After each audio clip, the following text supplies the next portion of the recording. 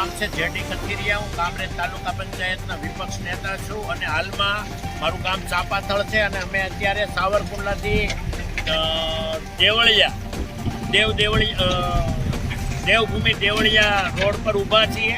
અમે આશરે 2 મહિના પહેલાં અહીંયા વિડીયો બનાવી અને લાઈવના માધ્યમથી રજૂઆત કરી હતી કે આ રોડ ઉપર ભ્રષ્ટાચાર થયો હોય અને આ રોડ ઉપર 1 વર્ષની અંદર લગભગ આશરે 2 કરોડ અને 27 લાખ આજુબાજુનું કામ આ રોડમાં મંજૂર થયેલું હતું અને એમાં પુલ, નાળા અથવા તો ડામર આ તમામ વસ્તુ આવેલી હતી.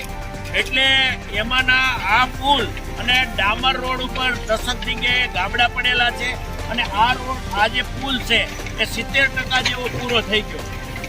તો આજે અમે અહીંયા જે કોન્ટ્રાક્ટર દ્વારા જે ખોદવામાં આવ્યું તો નીચે જોયું તો આ જે માટી છે આ નીચે માટી નાખવામાં આવી છે.